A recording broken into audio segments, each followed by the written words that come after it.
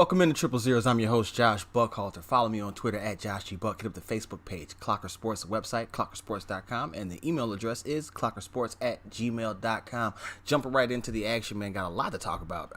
Told you last time we've picked up the amount of news that we're having from episode to episode. We haven't had any live games in our lanes yet, but we are getting very, very close. And before we get started, I have to take a little bit of a diversion from our typical discussion, especially from the last few episodes where everything was about more players dropping out. But I want to talk a little WNBA and give a shout out to Maya Moore. Maya Moore is about that action, boss. If you don't know, she forewent this past season in the WNBA, sat out to help overturn the wrongful 50-year sentence of Joseph Irons. He was convicted of burglary and assault, shooting a man shooting a man during a burglary. Now, like I said, it was a wrongful conviction. He served over 25 years of it. But Maya gave up her career. I don't know if she gave it up, but she put it on hold. And she said she was doing so to focus more on her ministries. And that's how she came across Mr. Irons. Her family's ministry, working with him back, I believe, in 2007. So she sat out all of last year and pursued that, got him released. But I want to know, put it out, this wasn't a sole publicity stunt type of deal. She walked away at, I don't want to say the height, because she's one of the best players in WNBA history, and we'll go through her resume in a second. But this was straight getting to it, right? We often talk a lot about how athletes, celebrities in general, give hollow words, but this was literally being about that action. So shout out to Maya Moore. 2014 MVP, averaged 23, 8, and 3 in that season. She's a 4-time NBA champ, 6-time All-Star, and a 2-time Olympic gold medalist. Shout out to you, Maya Moore, for being about that action. That's what's up, man. Back to the to the NBA now.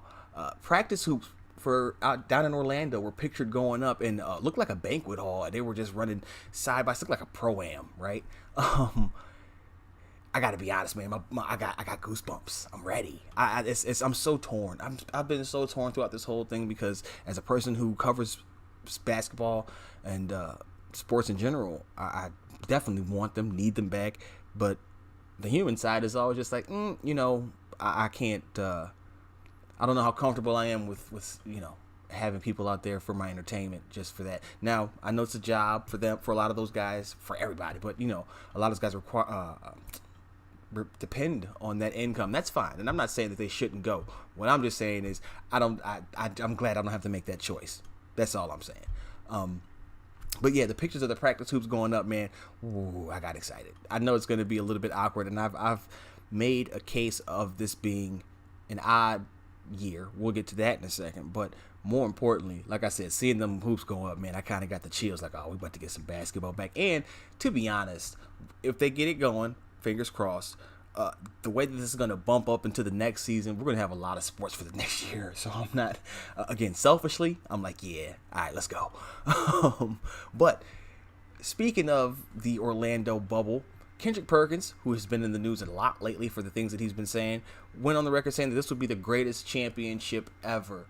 Well, first of all, LeBron James and the Los Angeles Lakers are favored to win the championship. So I mean, look, if you want to be a conspiracy theorist in that, Perk is kind of working at the same time as he's doing his analyst thing and kind of giving you what his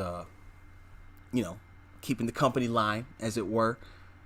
I don't know if I could put greatest, even if he's not, right? Let's just say he's just being completely unbiased. I'm not sure if he is, but we can assume it's safer to assume that he's being unbiased than to assume that there's a bias there. Greatest championship ever? How do you quantify that? What are you comparing it to every other year? So I agree that it's different. I've made that point numerous times. I think that it's very different. That's what I think makes it difficult, if not impossible, to compare to any other year previous. And that's even including work stoppages, right, for labor unrest.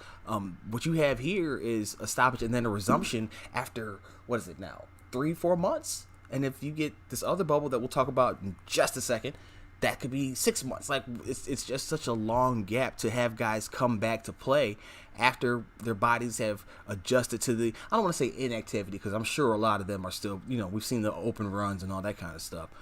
But it's definitely odd. I don't know if I can call it the greatest. I'm not going to say it's better or worse. I think it will be tough.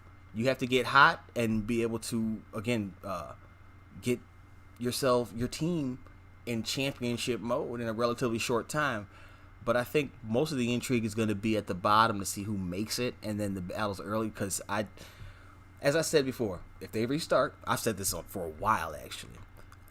Star power is going to take over, right? I can see those young teams getting hot early, but I think the top cream of the crop guys on those top teams, the LA teams, Milwaukee, Houston, Boston, I think those are the teams that are going to end up being in the mix at the end of it all. I just don't know if I can call it the greatest. I'm not going to call it weak, and I mean, I put an asterisk on it, but not negatively, just because it has to be denoted how different it is. I don't know how, again, he called it greatest, and that's his personal opinion. I just don't know how you quantify that, because how different it is and how much has had to change. Now, I will like to revisit that tweet should LeBron be failed in the finals or before the finals. And I want to see how Perk feels about this championship then. But that's just because of how his recent past has been with his comments. But other than that, I just think it's a different championship. And I think whoever gets it is going to earn it. I just don't know if I can call it the greatest championship ever. Like, that's a bit much. But, like I said, there's going to be a second bubble. There's talks of making a second bubble. We're going to move on past that. I don't want to keep ragging on Perk. There are talks of a second bubble here in Chicago. Jackie McMullen of ESPN reported that there have been several discussions amongst teams, and only of the 8 teams that were eliminated, 7 of the teams had representatives on a phone call where they were discussing the possibilities. The only team not there was the New York Knicks because they are interviewing candidates, but that's not the point. Point is, they're trying to build up a second bubble so that these teams that didn't get invited down to Orlando, didn't make the cut, won't have to sit around. And as a Bulls person, Bulls fan, we heard here new Vice President of Basketball Operations, Arturas Karnisovas, talk about early on in this process about what would happen to those teams who were eliminated. They didn't want their guys to sit around. So I'm sure he's kind of in favor of at least this discussion. But going through Jack McMullen's article, and I suggest you do so to get all the details, but there's definitely some mixed opinions. Dwayne Casey, for one, was talking about, first of all, the overwhelming thing seems to be that you won't see a lot of the top guys even on those bad teams, because why? And Dwayne Casey made a great point, one that I make as well. You're not playing for anything, right? The guys in Orlando are playing to determine a championship. You go into the Chicago bubble to stay fresh, so you don't miss a couple of months. So you could end up seeing them sit most of the top guys. But that makes an interesting point for the Bulls, because the Bulls are a young team who really don't know their direction anyway. So now you have to wonder do you put those guys out there? Because Bulls fans know you have at least 3 players who have, 3 of your core players who have significant injury histories. And this restart after the layoff won't help. But do you sit them because you don't know what you have still? You know what else you don't know? What's going to happen with Jim Boylen? And I actually wrote about this for Pippen Ain't Easy. Get ready for more Jim Boylen Bulls fans. It was reported Brian Windhorst was on ESPN 1000 and said that the Bulls could possibly keep Jim Boylen around because they didn't want to pay 2 head coaches. And a lot of people want to write Windhorst off when he talks anything other than LeBron. That's fine. But when we got this news of the Chicago bubble, well, now it doesn't align with what he said, because Windhorst's reasoning was financial. But that doesn't make too much sense, because Boylen already got more than half of he got $1 million of his 1.6 contract last year. So they don't have too much money left on the books. But if they come back to this bubble, and this is kind of what I proposed at the end of, I proposed, or I offered up the question. That's probably a better way to say it. At the end of the article, what happens if they're successful in this bubble, right? We've heard the talks about how Reinsdorf likes Boylen, how the other executives who are no longer there but are still for some reason being talked about liked Boylen, and Boylen's still there, right? No matter how many changes the Bulls have made in that front office, you still got Boylen there, which is so odd to so many fans and media members as well. they wanted to get the chance to see him, okay, you go out and see him. But is there, like, I almost feel like if he has to move heaven and earth to go and get this losers bracket title and ends up winning the job, I don't know if that, like, I don't know what that proves, right? What does winning at this bubble prove? Nothing. So I'm not sure what else they're going to be able to evaluate on him. And perhaps we're hearing all this, and I wrote this too. Again, PippinAintEasy.com. Get ready for more Jim Boylan Bulls fans. But I just don't know.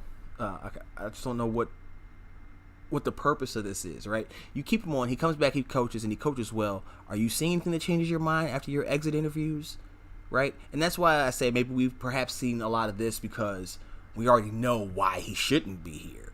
So maybe we're just hearing the why he could be because there are some positive. I don't know. I'm trying to find a reason to back up any logic that, oh yeah, we should keep Jim Boylan on for a whole nother year. It just doesn't seem like a good idea. Color me crazy, but it seems like a really, really bad idea. I don't know, man. I want basketball, but with the injury risk, and the Chicago bubble is weird, right? Because you have talks about them also doing, or well, other teams, an alternative to that would be running mini camps, and they can do it either on their own, or if they want to get really creative, do it in regions so that they can scrimmage against each other. I kind of like that better than the bubble because at least then it's a control, it's lesser risk, I would imagine. I don't know though, because you're not really contained. It's tough. There are just as many questions here as there would be for the Orlando bubble, and that actually is one of the questions: is will the players be under the same guidelines? I don't know any reason why they wouldn't. I understand it's a different city, location, and all that kind of stuff, but I still don't see any reason why they wouldn't have to follow the same rules. The concerns from the coaches have been the same as the players, down in Orlando. Testing, what happens if there is an outbreak, things of that nature. And you even had Charles Barkley come out and say, citing the virus as his reasoning, he doesn't think that they're going to be able to finish the season. And the question that I had was, okay, Adam Silver himself came out and said if they had an outbreak, they could handle that. If they had one or two guys catch it, they could handle that. But if they had an outbreak, then you would have a problem. I just don't know how well you can seal this quote-unquote bubble. And if it gets in, it's an outbreak. You're going to have an outbreak. I mean, they're going to be testing, so I guess you can catch it that way. But we know that being asymptomatic is quite common with coronavirus. So I'm not with Chuck all the way saying I don't think they're going to finish it. I think they're going to go by hell or high water. They're about to try to finish this bad boy out. There's been too much put into it at this point. What was it? 1.5 million on the I forgot the number the wild number that said they were spending on the bubble down in Orlando. That's another issue. You got to pay more money now for this bubble in Chicago. There's just so many questions and so few answers, but it's quite the interesting development. Again, like I said, Curtis Silvis here was kind of championing for some kind of way to keep the guys active. They didn't want them to sit all the way until December when the next season starts. I just don't know if games are it, man. Again, the Bulls will be in an interesting spot because they're going to be going up against a lot of backup guys with a whole hell of a lot to prove. They have a lot to prove themselves, they being the Bulls, but not nearly as much as the guys that they're going to be playing a lot of the nights. Now, some executives expected that they would still see some veterans down there, but I bet you that number shrinks, if anything. I don't see it growing. I definitely don't see it being high in the jump. There's no incentive for a veteran to play. But you're going to see a lot of GMs want that to be the case. So I just, again, keep your eyes peeled on this situation. It's definitely far from over, but they're running out of time to make a decision on anything before it gets too late and you got to either scrap the season or just shut up and play. We'll see how it all turns out, but that's definitely one of the things that I was interested in because as the title of the article tells you, I don't think many people in Chicago want to see more Jim Boylan. Just going to go out on a limb here and make that guess. We're going to take a quick break. When I come back, we're going to switch gears as usual, man. Talk about the NFL. A lot of developments there, but one that I definitely have to talk about is my boy Cam speaking out about all y'all dogging him for his lesser than contract, and I think it made a ton of sense. But we'll talk about that in a moment. Don't go anywhere. 000's BRB.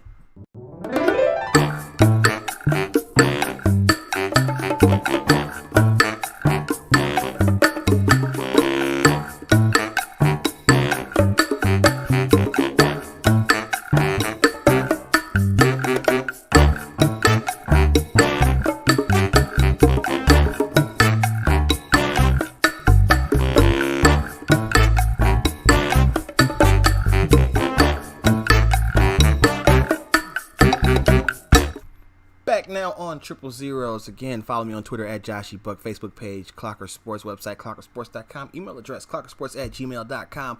And moving on over to the NFL, started off with the story that we talked about last time, Cam Newton signing with the New England Patriots. The big story in between then and now was Cam's paltry salary, $1 million in base, but it can reach up to $7.5 million with incentives. A lot of those are roster bonuses, which he'll, if he's healthy, he will make. He spoke out about it because I'm sure he heard a lot of the critics, and he said this wasn't about money, this is about respect. And I see a lot of people actually had a conversation. I shouldn't say a lot of people. I had a discussion with somebody in which they said that, you know, if he's looking for respect after all he's done, then he's never going to find it. And I kind of laughed at that because I felt like with Cam, I feel like a lot of times people are looking for something that's not there. Right? They don't like the way he dresses. They don't like that he celebrates touchdowns. They don't talk about him giving the touchdown balls to a child who loses their mind every single time it happens. They don't talk about the dress. Doesn't matter. He does so much charity. Like I've never. My two favorite players in the NFL and the NBA are Russell Westbrook and Cam Newton. Two of the wildest dressing dudes you're gonna ever meet. But they ball out and they're good dudes aside from like the wild dressing, right? Cam has had an issue with the reporter. Russ has had an issue with the reporter.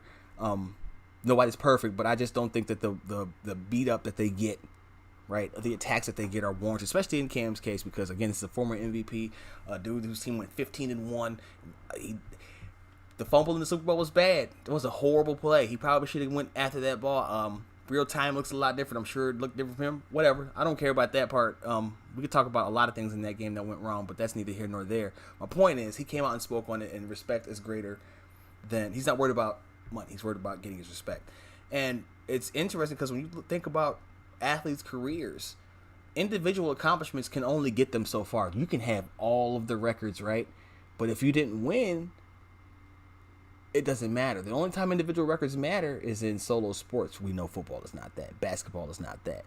So I laugh when people don't understand him saying it. You know, oh, he should already have respect. This, that, whatever. You know what he means, and you know why he's going. That's the only thing missing from his resume. And when we look back on people, like I said, when you look back on people's careers, the one glaring mark, Charles Barkley. I know that's the NBA. We've already passed that, but I'm gonna have to use him as an example because Charles Barkley is probably he's one of the greatest power forwards ever to play the game. But he gets dogged because he didn't win. Like you don't even hear you wouldn't know how cold Charles was by the way he gets talked about now. And I honestly think it's largely due to the fact that he couldn't win the big one in Phoenix or in Houston or Philly. Like I can't put it any other way than that. I think he's the best example. Another guy, Dan Marino. We could take it to football. Dan Marino. There are a lot of people who will tell you that Dan Marino is the greatest passer ever, but a lot of the detractors will immediately he couldn't win. He didn't win. Didn't win. So even those who are supporters will say he didn't win. Yeah, but he did this. So you have to acknowledge it. They played the games. Games are played to ultimately lead up to a champion. That's why you play to win the game. Dust off of old Herm Edwards. I just don't. I love that from Cam because he was all selfish. When he's giving up on money, he's made a ton of money. That's not the issue. And he's out there with an organization that has proven to be the most dominant over the past 20 years in the NFL. So like, I laughed when they dogged him for taking a little bit of money, because he could have gotten more. But I to myself, I thought, I don't know if he could end up in a much better situation, though. And he'll get a chance to make some more money after they go to at least the conference championship this year. I'm gonna make that prediction now. I know it's early, but if he's healthy, conference championship. 11 wins, maybe. Conference championship. So, that's my Cam rant. That's my boy. Had to get that out there. Now, and another controversial player, Antonio Brown. Reports are that he will not be winding up with the Bucs. We know that Tom Brady and him have an affinity for each other, but first of all, the Bucs don't need him, first and foremost. But also, they had a pretty good unit down there before Brady came down, and they're integrating him. I could see Bruce Arians not wanting Antonio Brown. That's all I can say. BA don't want AB. He won't be going to the Saints. He had to work out with the Saints, but they decided to pass on that.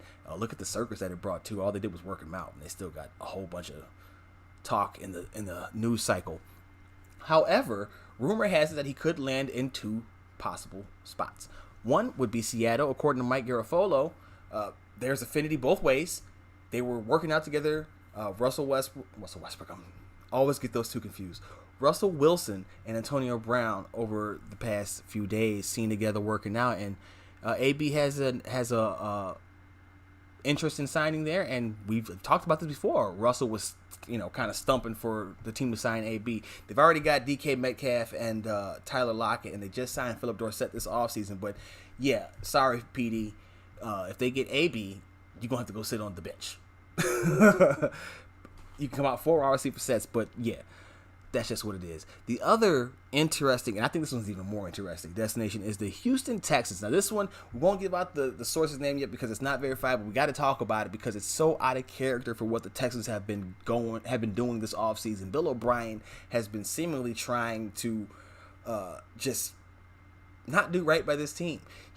And honestly, maybe I shouldn't say their entire offseason has been like this because it's really just based off of one move, but that would be the move to trade away DeAndre Hopkins for one David Johnson. David Johnson hasn't been good in a couple of years, but DeAndre Hopkins is, if he's not 1, he's 2, but he ain't 2. So I'm not sure, there's no way, and there's so many different reasons that were cited for why the trade happened, but in the end, it was bad. Right, it's a bad deal. You took on a running back contract, even though there's less years on that deal than Hopkins' deal. It's just not a good look because maybe Johnson has to bounce back and Bill O'Brien shuts us all up, but I don't see it happening. That's what makes the Texans being mentioned as a landing spot for Antonio Brown stand out so much because Bill O'Brien hasn't been in the habit of improving the team. He brought in Brandon Brooks, Randall Cobb to play with Kenny Stills and Kiki QT. That's a bunch of injuries just waiting to happen. And Deshaun Watson still doesn't have a great offensive line. So we'll see what happens, But, AB is making the news again because he might have a landing spot. We'll see what happens with him. More controversy in the NFL. It was a very, very controversial day. FedEx is putting pressure on others and on Daniel Snyder to change the name of the Washington football team from its current name. And it's not just FedEx, even though the CEO of FedEx, I believe it is a part owner of the Redskins. But they're trying to put pressure on Pepsi and a number of other companies totaling $600 billion to withdraw their funds until the Redskins until Daniel Snyder changes the name of the team. He's fought this. We've seen polls supposedly from regional native tribes saying that they didn't want that to be changed. I've also seen petitions from a lot of others saying that they want it to be changed. This is not going away soon, but it definitely looks like it's going to be going away, the name at least, because FedEx is threatening. They said they couldn't use the field anymore, and they sent a letter to Mr. Snyder and then put pressure on other companies. Nike took all of the Washington merch off their site. So they're applying pressure from multiple angles. This is a name that's been in the news for this issue for quite some time, right? It's not new. So, but this kind of action towards it and this hypersensitive, everybody's trying to make something happen, at least ceremonially. That's another topic for another show. But yeah, FedEx is putting pressure on Daniel Snyder and others to do something about that title, boss. You're gonna have to change that moniker, my man. So that's another one. Keep the NFL. You know what? That's just what we do. We keep you stuff to let you know what you need to keep an eye on, because it's getting interesting out here. It's getting kind of hectic. I'm sorry, I had to. Moving on again. Now, preseason games, according to Mike Florio of Pro Football Talk, could be, or they're going to be, I'm sorry, they're reducing 2. They've already cut week 1 and week 4. I believe the PA hasn't signed off on it yet, but there's the possibility that you could lose all the preseason games. Now, I wrote for Last Word on Pro Football about the Bears and how actually not having as many preseason games could help them. Now, I know you're like, what the hell? How can that help? Well, first of all, they weren't going to play in week 1 or week 4, right? The starters, the key guys. On top of that, the quarterbacks, namely, because those skilled guys in the offensive line will get some tick. But now everybody's going to be playing in those 2 weeks. You're going to get some really good action. I personally think that you could see some of the younger guys fall by the wayside as teams try to go with vets that they can count on, because they're still trying to get their starters to play on the same page at the same time. And what I wrote in that article for Last Word is that I think that levels the playing field for Mitch and Nick Foles. Now, Mitch has the familiarity with the guys. Foles knows the playbook. I'm not sure he knows it better than Mitch, but he definitely knows how to implement it against defenses better than Mitch. And to that end, I think if you that kind of puts them on equal footing, right? Mitch has the chemistry, but Nick Foles has the knowledge. So while he might not know the receivers, he knows where to put the ball. So there's that. That kind of makes them even there. When they went on the field, though, if Mitch got out there with the guys after they had already had the little warm up and they're all fresh, he gets that advantage. Then Foles has to play with the backups, and how long do you keep the backups in? How long do you keep the starting skill and line guys in when Foles comes in the second half in week 2 or in the second quarter? Like, it just makes it simplifies it, in my opinion. And that's what I was trying to get across in the article. A lot of people I've been noticing a lot of headline trauma, right? People seeing the headline and just getting pissed off. I had a couple days before this one, I wrote about the Bears messing up long before Cam Newton, and people always take, Bears fans are blessed at hearts, but every time you try to tell them something about how we've gotten to this point, they get so defensive. Any critique of the team is just not warranted. It's not met with open arms, we'll say. But in that article, it used a picture of Cam Newton, but the title was they messed up long before getting Cam Newton. And I guess it didn't convey that clear enough that it's not about them messing up with Cam Newton. It's that the reason why people are clamoring for Cam Newton is because the Bears keep bumbling the same thing. And it's not even just quarterback. It's literally that the organization from top to bottom just never can seem to be on the same wavelength. But you can go back, and you don't have to go far, rather. You can go right to the 2017 draft with Mitchell Trubisky. Why would you, first of all, take a quarterback with a lame duck head coach? You didn't talk to him about it. You weren't going to extend him. Fire him. If that's a management issue, we're back to where you can't get the two sides to get on the same page. Jay Cutler was here, but they couldn't get the offensive coordinator worked out, right? Rex Grossman was here. They tried to make him the star that he just wasn't. They got rid of Kyle Orton for Jay Cutler. Now, I'm not saying that Kyle would have been much greater, but I definitely don't think that they've ever had a complete plan from top to bottom. They seem to just be building in pieces and parts at what they can each time, and there's never a complete plan. There's not a full vision, right? There's components, but there's not a full vision, and that to me is why they're in a perpetual state of sadness. And me as a Bears fan has to be right there with them in that same perpetual state of sadness. It sucks.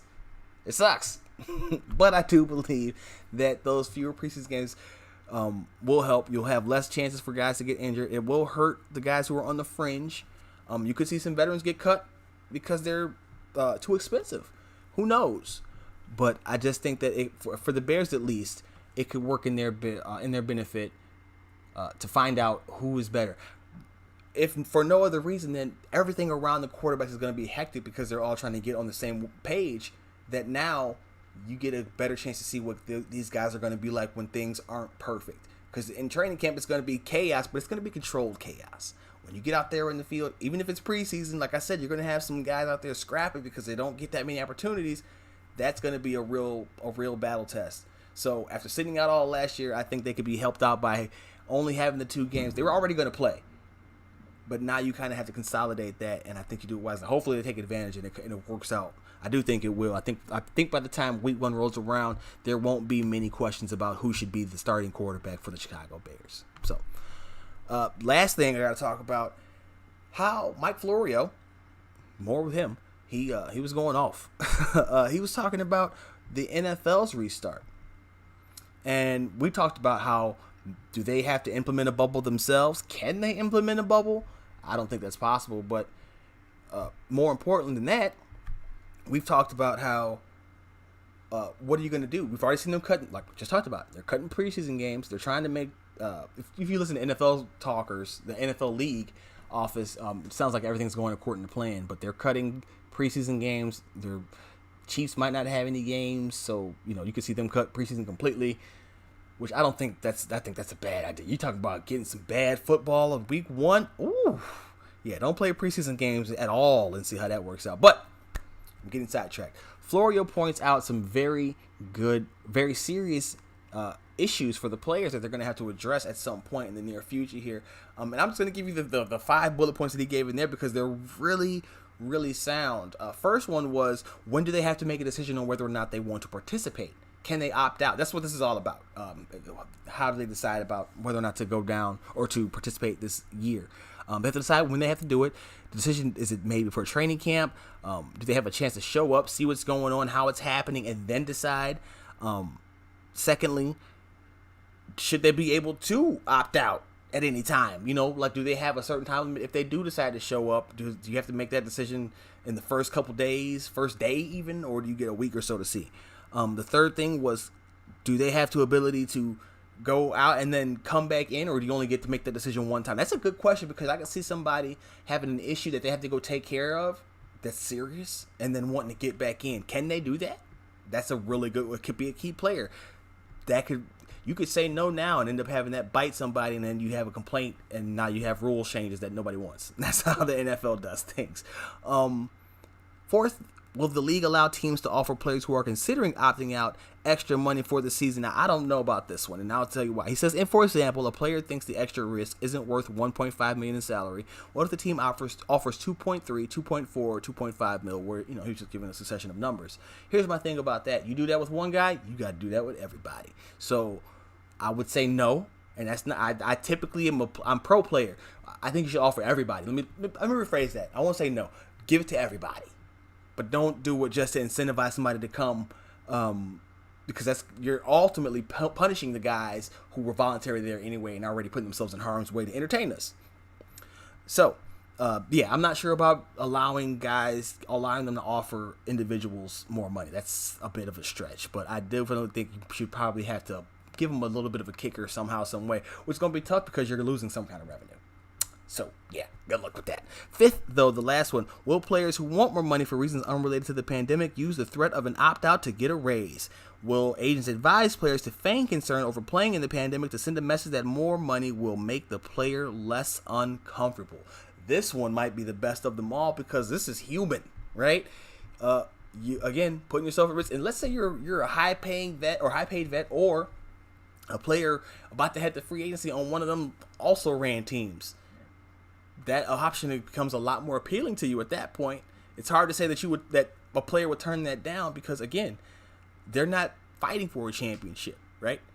I think that's ultimately what it comes down to for a lot of these guys, or what's going to come down to for a lot of these guys in the end is it worth putting my body at risk if I know that our team isn't that good?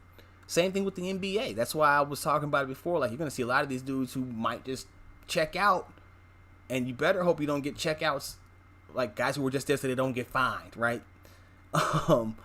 This is messy, man. We're far from started, and all I keep hearing every day is excitement, and then like an hour later, it's an article talking about how it's not gonna happen and why, and it's just a tug of war. But like I told you at the beginning, when I saw those basketball hoops going up in Orlando, the goose pimple started. I'm ready. It needs to happen selfishly. If it doesn't, I won't be mad, but I'll be hurt. That's going to do it for this episode of Triple Zeros. Follow me on Twitter, Josh E. Buck. Hit up the Facebook page, Clocker Sports, website, clockersports.com, email address, clockersports@gmail.com. Be sure to check out the writing, pippinainteasy.com, Last Word on Pro Football, obviously clockersports.com, and check out Punching the Clock podcast. My boy Steven Ryan, I was a guest on there, and we talked about baseball's Twitter tirades back and forth between players and the league, and we also talked about the really mediocre 2000 NBA. I mean, mediocre. 2000 NBA draft. So give that a check out too, and check out all the great stuff over at Clocker Sports, man. We just trying to come up, bro. You know what time it is, Clocker Sports. Until the very next time, that's gonna do it for me, though. I think you know what that is. That's the sound of the horns.